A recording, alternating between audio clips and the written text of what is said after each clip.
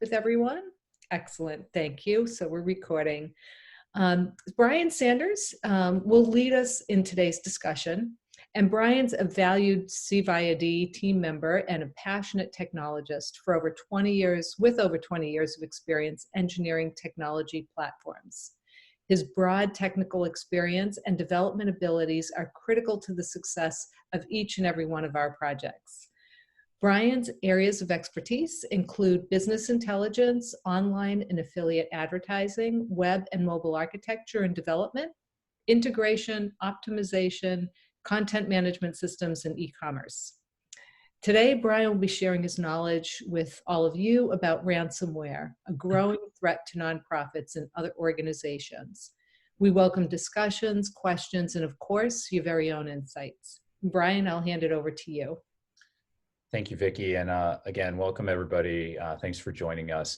Right up front, I want to mention, we do have regular webinars that we do, as Vicki mentioned, which are intended to just be educational. This one is more of a briefing, and that's what we're describing it as. It's really a one-off that we felt like we needed to do because this is something that's not just in the news, it's something that's impacting our clients, could impact our clients. And so sort of our public service announcement here to try and share this information and kind of raise a flag for all of you. I know folks joining us are probably heard about ransomware. You've seen it in the news. Maybe you know somebody who's impacted. Maybe you were impacted, especially, we'll get into this, the Blackbaud breach of last year, I know, touched a lot of folks. And it's still unclear exactly how extensively it's going to touch people and touch organizations. But this is something that we felt like we needed to put on now, as opposed to waiting and having it be a scheduled webinar. So our focus today is really on just what it is, how to deal with it, what to do if it happens to you. It is not, and I know we have, from the guest list, we had a lot of folks on the sort of the IT side of the organization. This is not an IT only issue. And it's really important that organizations see that this is a risk that spans across the organization. And if you are the victim of a ransomware attack, it's something that's really a business level issue. So we're going to talk about that today. Starting off here, we have this starter slide that has some quotes on here from different sources. And these are scary.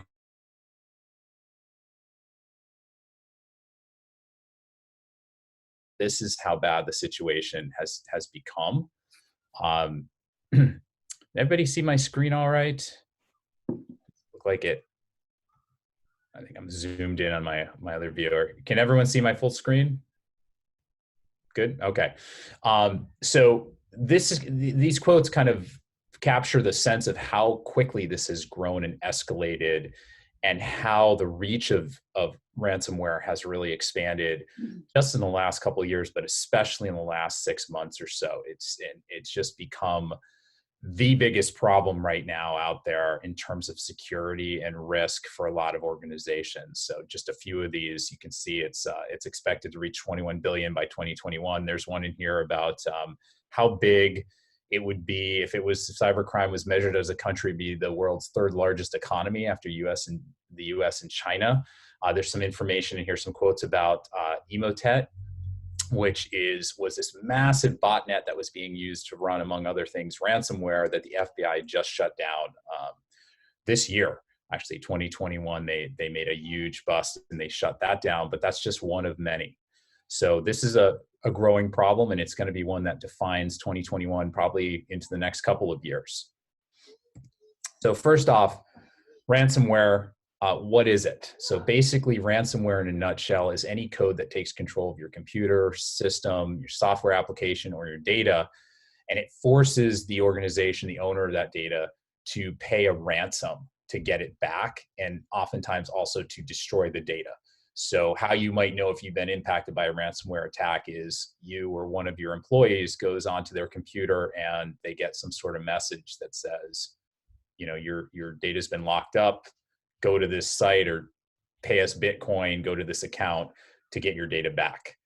And at that point, you know that you've been struck. And it's a matter of seeing how extensive the damage is. So Organizations of all sizes are affected by this. It's been really easy over the last few years for smaller organizations, especially nonprofits, to say, well, they're not targeting us. They're not targeting us, but that's just not true anymore. They're targeting everybody. And these are run by large botnets. When I talk about a botnet, what I mean by that is it's a giant group network of computers and hacked devices. Nowadays, it can be, your refrigerator can get hacked. It can be desktop software. It can be all kinds of different software systems that have been hijacked, and oftentimes without their owner's knowledge. And they're being used to systematically go out and search for victims, and to search for vulnerable devices, to send emails, spam mails, phishing emails, and they can be controlled and sometimes even rented out to different organizations. So initially, larger organizations were more at risk just because they were bigger targets. But what's happened is, as those have gotten more savvy, as the Microsofts of the world and the Fortune 500 companies have gotten a little bit more savvy about how to defend against this, the reach has really extended to small businesses, to government organizations, nonprofits, charities, hospitals have been hit really, really hard this past year. All kinds of healthcare providers have been hit. So nobody's really safe from this. If you're plugged into the internet, you're vulnerable to this, potentially vulnerable. Who's running this? A lot of times it's criminal gangs, overseas gangs. Organized crime has a huge fingerprint on this. Even state actors. So North Korea, for example, is known to operate botnets. There are a number of smaller countries where this is running that are sort of at the fringes of international treaties. There's just not a lot of enforcement. A lot of them are coming out of India, Russia. So there are very sophisticated operations now. You have places where there's buildings just filled with people, floor after floor, and it looks like an office. If you were to go in there, there's people in cubicles. They have, in some cases, they have benefits, they have healthcare, they have all of this. But what their job is from 8 to 5 is to operate these botnets and to distribute ransomware. So a lot of these organizations are very sophisticated, and they've grown that way because of how lucrative this is and how much money is pouring in. And right now, this is probably the most lucrative way to use these illicit botnets.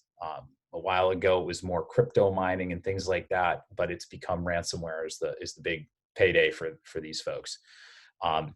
Nonprofits, we experience a lot of risk as nonprofits because we don't have a lot of resources oftentimes. We've got practices that haven't been updated, modernized in terms of security, in terms of just keeping how we keep our network protected and lock people out.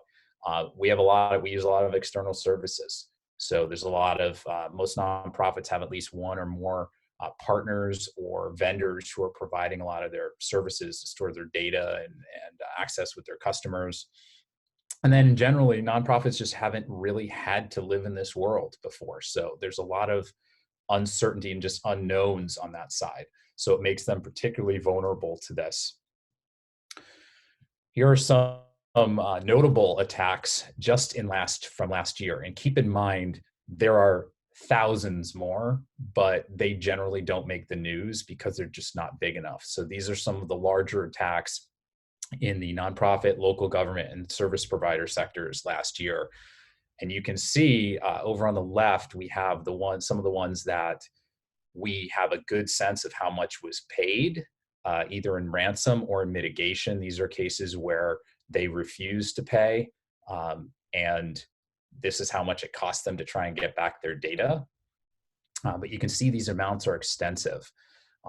You got the one at the top there, which was a massive one, which was tens of millions. But even the smaller ones here are still hundreds of thousands of dollars. And right in the middle there, you have Blackbaud. And Blackbaud probably should be at the top. I'm going to talk a little bit about Blackbaud. Quick show of hands here. Who uses Blackbaud? Anyone on the call today? Oh, okay. Yeah. A lot of folks are using them. And I'm sure you guys probably saw some emails come through from Blackbaud over the last year. We'll talk about the sequence of those emails and what was revealed. But Blackbaud is rumored to have paid $350,000 for the first payment. Most likely it was significantly higher though because of the value of that data. And the hackers reportedly continued to ask for additional payments, which Blackbaud may or may not have paid. So there is no there is no law in terms of having to disclose payments. They are dealing with the FBI, so at some point that may come out as public record. But right now, a lot of this is kind of hush hush. Organizations don't want to talk about how much they spent, but the amounts are staggering, and you can see how this is a big payday, potential payday for those operating ransomware.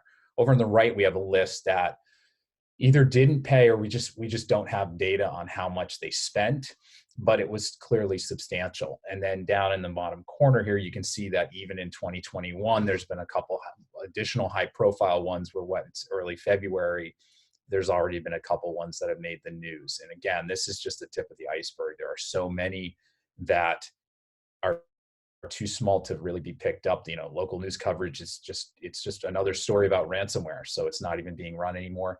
And many have been hacked and don't know it yet. So it's a growing problem.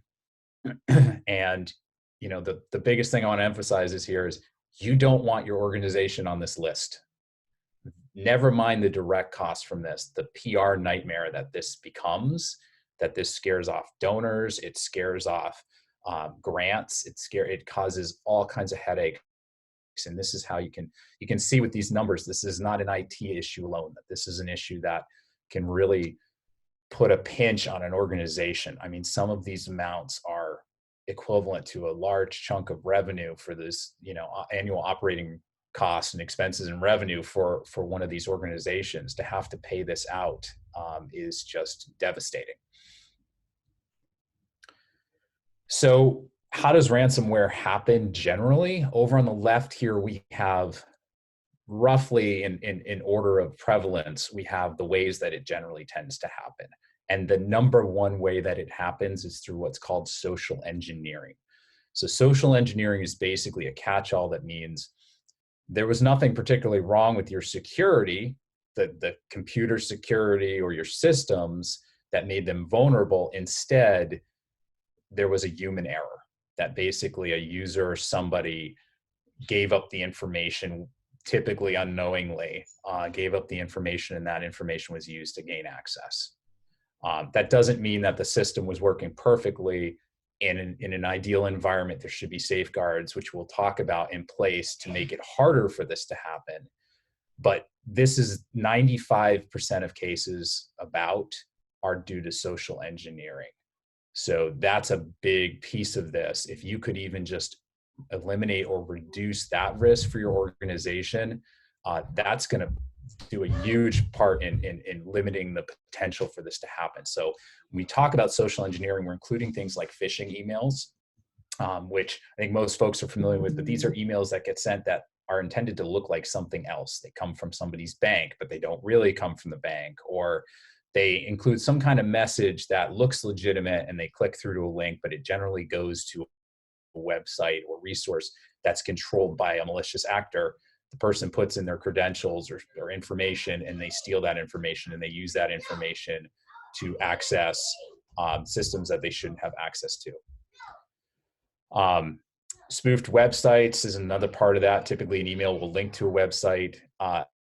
Malicious pop-ups are another. So when people are browsing the web and they see a pop-up and it says, "You've been hacked," usually you have not been hacked. That's not coming from your system. That's coming from some website, or somebody paid for an ad. Oftentimes those are ads that have been purchased and haven't been checked. And this can happen on even legitimate websites that are running other people's ads. Somebody gets in there and runs an ad that they shouldn't be running. Down the list here, we have, obviously, in decreasing order of prominence, we have, out of date vulnerable software. This is also a big issue, though. Especially with nonprofits, we all know we've stretched things a little bit. Sometimes we've let something ride when it should have been updated a lot sooner. That is now no longer a luxury that we can afford to take. Everything's got to be kept up to date. If there are known vulnerabilities in software operating systems, doesn't matter if it's your version of copy of Microsoft Word, We've got to keep on top of that stuff. It doesn't have to be the latest and greatest, but it's got to have all those vulnerabilities removed. It's got to have the updates, the security updates applied. Browser plugins are another big one. We'll talk about that. We can talk about that a little bit more, but a lot of folks, especially if they have a little bit of leeway in their browser, they'll install plugins to make things a little bit easier. But a lot of those plugins, there's a whole economy around, like Chrome extensions, for example, where you might get a legitimate Chrome extension and it's great and you use it for 3 years, and then the original developers of that, they get tired of running it, or they get an offer, they sell it to somebody else. Now that group, whoever they might be, now has access to your computer through that plugin. And that has been a big issue over the last year, is people selling out on these popular plugins. A big one was a plugin that the Great Suspender, which tons of people use to freeze browser tabs. So if you had a lot of tabs open in your browser, you can install this thing and it would put the tabs to sleep if you weren't using them. Well, they just sold that to some unknown actor, and it turned out that the new buyer was putting malware in there, including links to ransomware. So that's something to keep in mind as an organization. Is we need to have a better sense of what people are installing on their computers, including browser extensions. They're generally, they can be as dangerous as allowing somebody to install software. Compromised passwords. So a lot of folks will use passwords in their professional life that they also use in their private life. And a lot of those passwords now, because there's been so many breaches over the years, have been compromised. In some cases, they only got the password. In some cases, they got an email address or a name with the password. And they can then turn around and use that on your organization's website. So if you've got somebody who's an editor on a website and they're using the same password that they use for their account with Twitter, and that's been compromised, well, guess what? Now they can turn around and access your system using that. So we'll talk in a bit about how to prevent that. Insecure networks, that's a big issue during COVID. And that's why we've seen a spike in vulnerability through that. So people are accessing from home. In some cases, they're going to outside and they're accessing it from a public Wi-Fi spot. People should be aware that there's a big hit to security when they access a network through a public Wi-Fi spot. Even home Wi-Fis are not always secure. VPNs, I know a lot of organizations are using VPNs right now for folks who are logging into systems from their home. It's really important that those VPNs be used and that they're locked down. If the organization has determined that they should be using a VPN, just making sure that people are actually using the VPN is really important. And then the last item here, which is less prevalent, but it does happen, is insider access. There have been a few high publicity cases where somebody on the inside, disgruntled former employee or someone like that, has actually provided access or sold access. So that's why it's really important. We'll talk about in a minute, removing those old accounts, getting rid of people's access as soon as they go out the door, or maybe even a little bit before they go out the door. So these are this list, again, in descending order of the way that ransomware tends to get into organizations. Over on the right here, we have Blackbot, and I'm not going to talk too much about Blackbot. I suspect I'll get some questions about it towards the end, but Blackbot obviously was a point where a lot of nonprofits, all of a sudden, it was like a shot across the bow this past summer. We could be exposed through our vendors. And that's a big point of weakness, is vendors and partners can also expose you. If you are sharing data, if you are using their services and your customers or clients or donors are going onto their systems, now you've got a situation where you're exposed through their systems.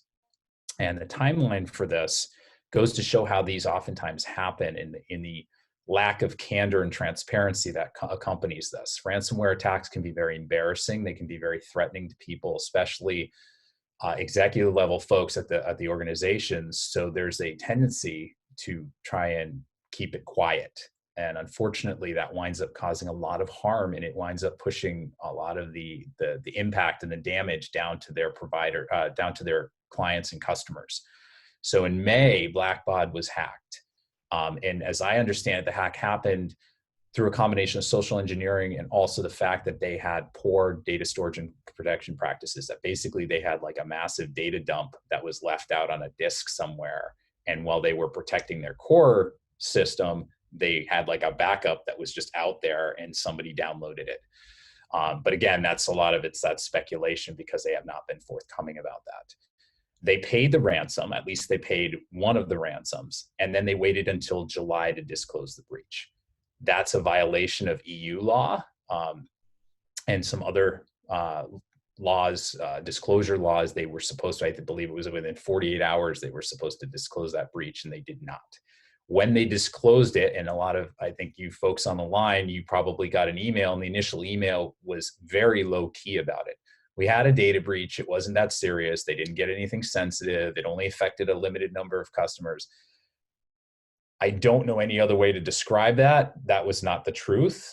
And they very likely knew that that wasn't the truth because in September, at the end of September, the CFO admitted that, in fact, they basically got everything. They got customer account information, they got social security numbers, usernames, passwords, health records in some cases, and it affected everyone. And we're talking at least over 6 million people, and the number is going up, 6 million individuals, and then thousands of customers. Universities were hit, hospitals, charities, everybody was hit. And the severity of that really just comes down to how much data were you using, what were you using from black box services, and how much data were your customers, clients, or donors putting in there, because they basically got everything. So right now, Blackbot is in the hot seat. They're facing 10 class action lawsuits. I think it's more than that now, actually. And they really haven't done a whole lot to support their clients in that. They sent out a couple notices. It sort of escalated what they were admitting. But there's been a huge amount of confusion from their customers as to, okay, you've been hacked. What does that mean for us? What does that mean? What are we supposed to do? And down the bottom here, I have a quote from a regulatory attorney, which I think is really telling. And it says basically that it's very common when structuring contracts with vendors that especially nonprofits will structure it incorrectly. And this is why this is not just an IT issue. It's also a legal issue and a compliance and regulatory issue, is that they will structure it in such a way that basically the vendor winds up being legally an agent of your organization.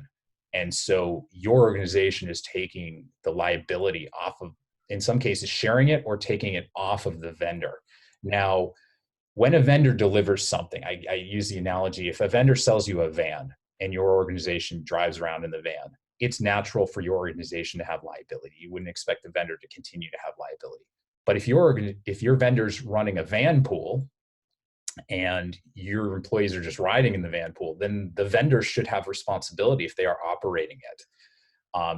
Your organization should not be indemnifying them for running that van pool. Well, that's a little bit like what happens with these technology service providers, is they'd love to have your organization take all the liability off of their shoulders. And the contracts, the standard contracts, typically will do that nowadays. So legal has to be looking, the executives have to be looking at those contracts and making sure that there aren't any unintended relationships, legal relationships being created, and liability is not being transferred. So that gets us to how to avoid becoming a victim. So right up at the top, under leadership, this is a threat to the entire organization, and leaders from the top down need to understand that. This is not something that can easily be delegated away. Take it seriously. You do not want to wind up in the news for this. It's embarrassing. It's costly. It's disruptive. There are victims of this who can't use their computer systems for 2 weeks or longer. So it will become the biggest problem you have to deal with very immediately. If a ransomware attack happens, everything else is going to be small potatoes. Make sure you have a plan. So have the plan for mitigating the risk and how you're going to respond if an attack happens. It's too late when it happens. You can't be trying to think, now what do we do? You have to have that plan in advance and know what you're going to do. So if the unfortunate happens, you're not scrambling. Legal. You need to be familiar with laws and regulations that govern your business in your jurisdiction, in your state, at the federal level, regarding privacy, data protection, and breach notifications. Because if you miss those windows, you're now liable. So if a breach does happen and you don't notify the right people, that's not going to be missed. That's going to come out later, and your organization could be subject to lawsuits and even class action lawsuits from that. Make sure that your contracts are properly structured. Make sure you've read through them. Don't just quickly sign something because it's the standard contract. We see standard contracts modified all the time. If you are buying something and if it's lucrative enough for the vendor, they will generally make some allowances and modify the contract. So don't assume you have to sign what they give you, because a lot of these contracts are now quite one-sided. So that's important. And I see we have some questions coming in here. We'll jump to that at the end when we get to the question period. But please do add your questions to the chat. That's a great way to do it. And then HR compliance. One of the things we'll talk about here is the importance of training. Training staff members how to deal with these risks, how to deal with somebody who calls on the phone and says they're a donor and they put their information in and can you access it, like how to deal with social engineering, how to resist those schemes, how to deal with phishing emails. That's really important too. In fact, a lot of organizations, my wife's organization, for example, they have a service that's provided to them where they get fake phishing emails and they see who clicks on it. And then that person gets a little extra education. It's sort of an embarrassment. There's maybe a little bit of shaming going on there, but it is effective. It does make people think twice, and it teaches them how to spot a risky email before they click on it. And that's important too. So consider those sorts of services and how you can train your staff. And then we have a whole list of things from the IT side. Obviously, IT is a big component of this. Consider switching to strong passwords and multi-factor authentication. It's not going to eliminate all risk, but it's going to help. And your password scheme, I know everybody's got a million passwords now and they forget it. And from an IT standpoint, the issue is, well, the harder I make the passwords, the more frequently I'm going to have to answer the phone to reset people's passwords for them. Consider password management, having a single password manager program that you can use. Somebody's got excellent timing there, Laura. That was just getting to that. Yes. So consider having at an institutional level, having password management application that you can use. Yes, you're kind of putting your eggs in one basket, and some of those have in fact been hacked. But overall, for the complexity of the passwords that you need to be using, people are not going to remember them. So they're going to write them down. They're going to put them on their monitor if they don't have an easy way to use it. So it's the lesser of evils using a system like that. And some of them provide institutional level control. So if you need to go in and reset passwords, you can manage that sort of thing at a top-down level. So individual users don't have to do it. So consider that. Multi-factor is important. Obviously, what the second factor is, whether you're using a cell phone, text message or something like that, just make sure it's consistent, make sure it's reliable. But consider that, especially for any systems that have sensitive or critical information. The next one is just so important, and in many ways, it's so easy. Limit the scope and duration of information that you are collecting on your users and visitors. There was a bad habit that all of us got into over the years, like, let's get it all. Let's get everything we can get. Why not have more data? So drop a Facebook tracking pixel on there, drop this on there, drop that on there. The problem is all that information, if you have it, can be compromised. It can be stolen. If you don't have it, it can't be stolen. If you do have a breach, limiting the duration of how long you keep that information is a great way to limit the damage. So we recommend our clients, for example, they only keep data no more than 6 months on a website and from form data. So anytime somebody submits a form, 6 months is the maximum. That's a great way to know that at least you're not going to have to go back to 2014 to notify people that their information was stolen. It at least caps the damage that will be done.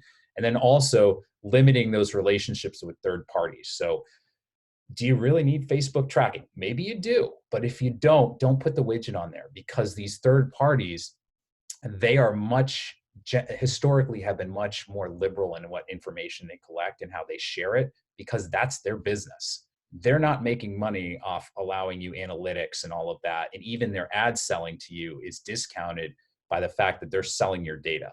And we tell a lot of our clients too, kind of related to that is, especially you take a charity, they're using Facebook tracking because they're getting some insights from it, but Facebook is taking that data and they're selling it to your competitors. I know in the nonprofit world, we don't really talk about competitors, but the fact is they're looking at somebody who donated to this charity and they're now plaguing that person with messages to donate to other charities. So in fact, what they're doing is they're stealing your what should be your proprietary donor list and they're sharing it with everybody else. So there's oftentimes conflicts of interest, and oftentimes the benefits are really marginal, if at all. So limit that. That's a huge thing. And then at least you limit your exposure. Remove old accounts and old data. Get rid of them. If somebody hasn't worked there in 2 years, get rid of their account. As much as possible, keep your employees and professional and personal systems apart. And I know this is something that when people first start to go home, they're using their own iPhone, they're using this. Nobody wants to carry two phones, but there are now some tools out there that allow you to have sort of sandbox areas like on their phone. So you can use an email service that's encrypted, that doesn't allow copying and pasting between areas of the phone, that keeps the passwords separate. Same thing on computers. If you can get your employees a separate computer and have that locked down, have that using a VPS, do it. Not every organization can afford to do that. And we know as employees ourselves, man, it's so convenient to just use my own computer. Like, do I really have to have a second one?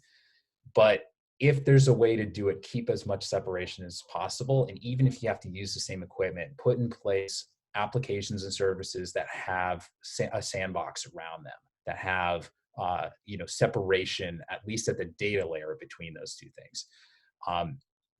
Have backups. Oh my word, have backups. Some of these organizations that got hit by ransomware, fairly large organizations, had insufficient backups, and that's just mind-boggling in 2021. And if you don't have those backups, and you need to have them remote too, so that they're not on the same system, because if the system gets compromised, you're not going to get the backups. Have remote backups. Make sure that those remote backups, that you go in there once in a while, make sure you can actually get the files off there. That's another thing. We see folks set up remote backups and then they never actually go through the exercise of getting those backups. So when something happens, they're like, well, I think we have a backup.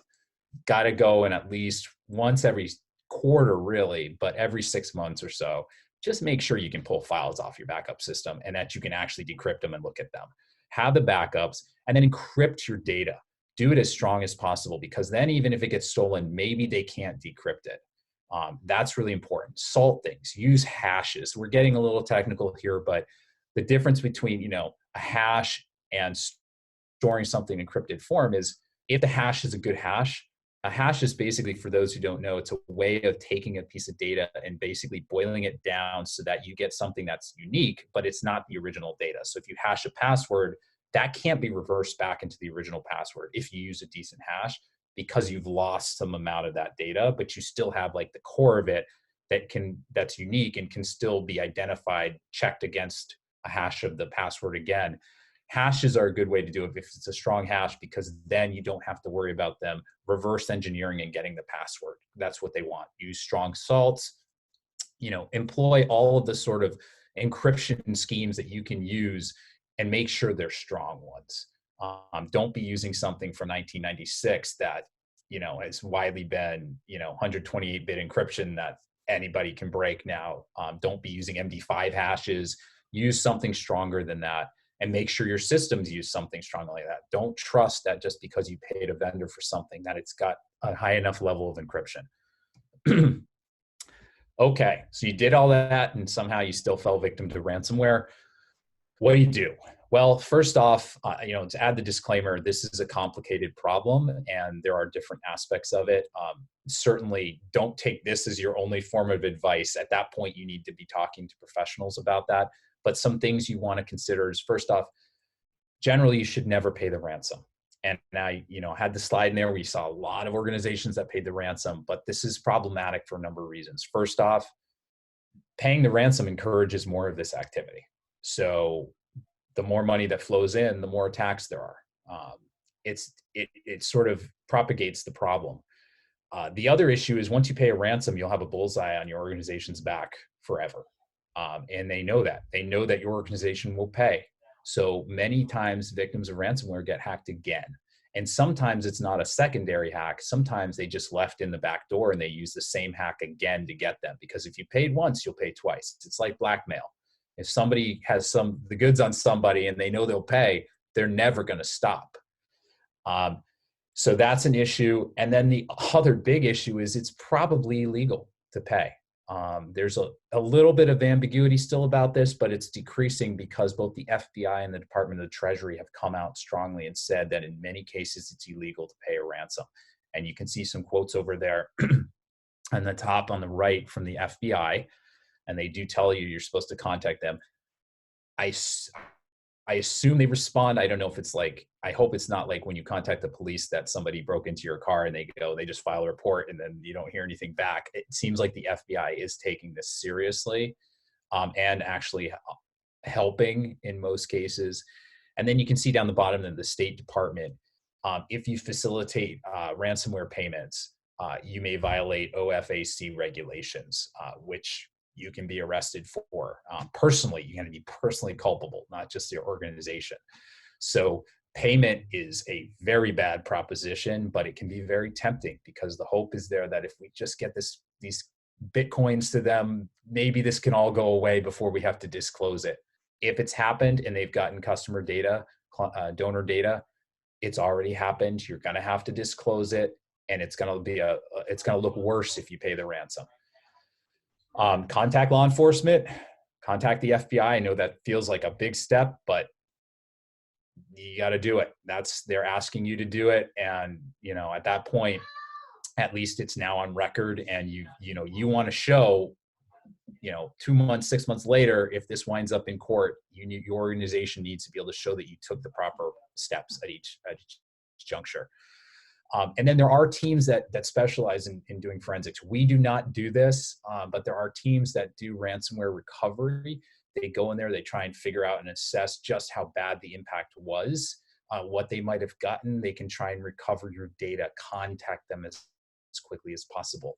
Don't try and delete stuff or mess around with it because they might need that later. So try and preserve everything and get them in there as quickly as possible. What they're going to do is they're going to take a huge snapshot of everything. Then they're going to try and get your systems back up, and then they're going to do forensics on that snapshot. But if you meddle with it too much, you may just break the thing that they need to get stuff back.